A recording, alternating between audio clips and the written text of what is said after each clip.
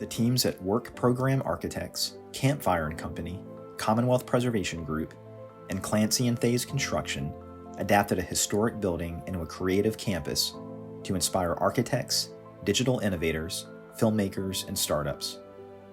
Originally constructed in 1910 as an exposition hall, the assembly quickly became home to some of Norfolk's most popular 20th century department stores. Recently, a full restoration to its 1920s appearance was undertaken.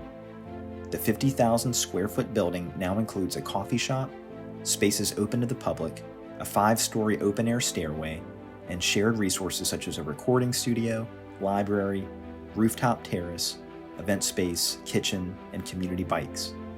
The assembly represents visionary and creative preservation of a historic building while adaptively reusing it for modern audiences.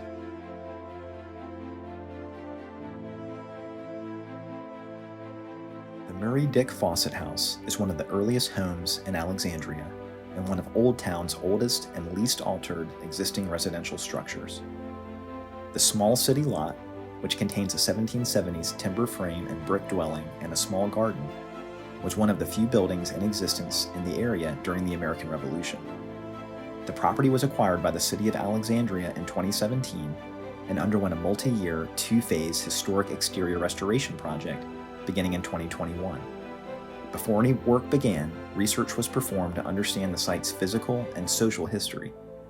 Deeds, fire insurance maps, family photos, and ledger entries were combined with close inspection of the materials in the field, dendrochronology, and laboratory paint analysis. Restoration efforts were headed by Oak Grove Restoration, and the period-appropriate standing seam metal roof was installed by Wagner Roofing Company. The preservation plan was created by Glave and Holmes Architecture and supported by the city of Alexandria.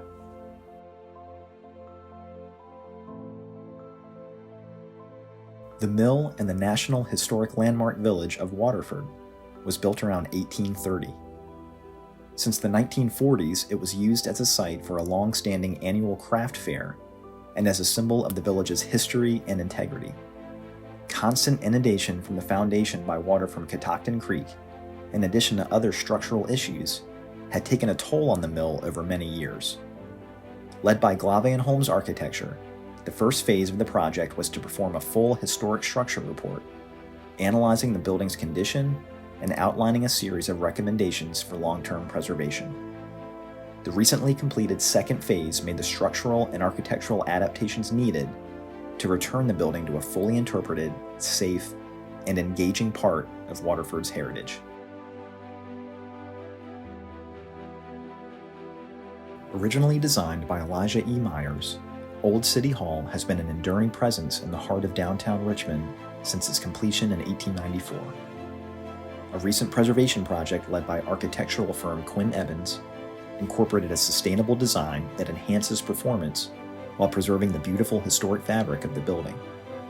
The goal was to restore the space to its original design, bringing back key features not seen in generations, while addressing needed upgrades to the interior to meet code and reduce energy consumption. The Old City Hall project meticulously restored the original grandeur and appearance of this beloved building, while integrating new systems and infrastructure, sensitively weaving a contemporary state agency workplace into historic spaces.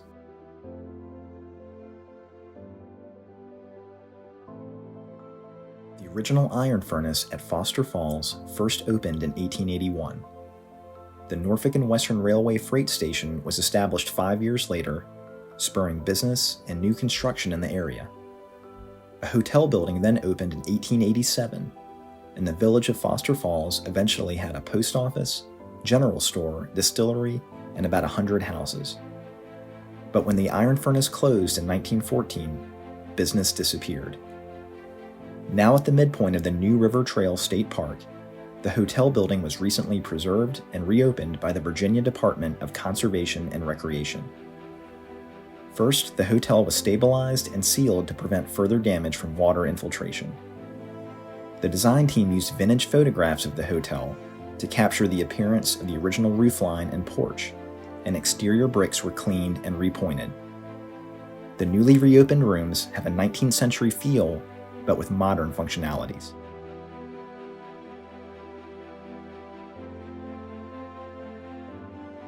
The Montgomery Museum of Art and History serves Montgomery County and the surrounding New River Valley and is a gateway to Appalachian, Virginia.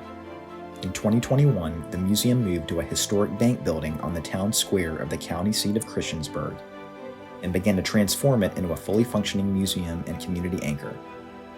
A bank building has been on the site since 1853, and the current building is a contributing structure in the town of Christiansburg's downtown historic district. The museum worked with Hill Studio of Roanoke to develop a master plan for the building and began implementation. The building was thoroughly cleaned, the interior painted, all lighting refitted with LEDs, and the aging HVAC system is currently being replaced. A gift shop was created, a research library established, and the bank vault and safety deposit boxes turned into a gallery space.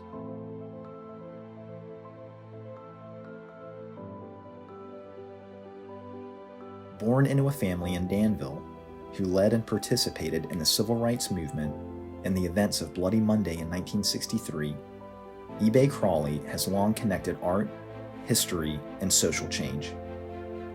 Ms. Crawley was an educator for 30 years in school systems in Henrico and Fairfax, and later started the eBay Arts Institute in 2015. In 2021, she purchased and rehabilitated an 1830s school building in Hopewell to house her art gallery and institute. In that historic space, interns, fellows, and art residents work with Ms. Crawley to document history through visual storytelling.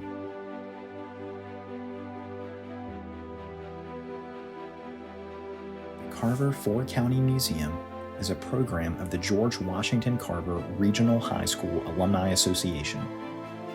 Its mission is to document, celebrate, and share the history and accomplishments of students, faculty, administrators, and supporters of George Washington Carver Regional High School.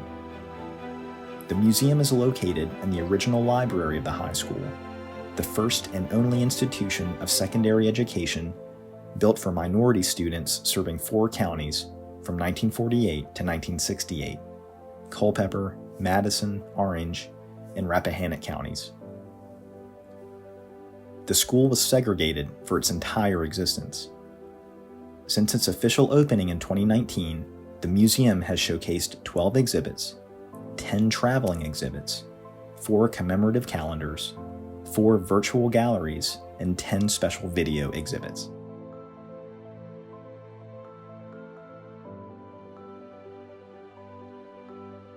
Established in 1760, the Williamsburg Bray School is the oldest known building in the United States used for the education of Black children, where enslaved and free students were taught a pro-slavery, religion-based curriculum. In late 2020, researchers from Colonial Williamsburg and William and Mary used dendrochronology to discover the building that once housed the Williamsburg Bray School. Having been moved to the William and Mary campus, the small white building, known as the Bray Diggs House, had remained hidden in plain sight for over 200 years. As part of a new initiative at Colonial Williamsburg, the school was lifted and moved to its new home in the museum's historic area to become the 89th original building preserved and restored by the Colonial Williamsburg Foundation. It will be used as a focal point for research, scholarship, and dialogue regarding the complicated story of race, religion, and education in Williamsburg and in America.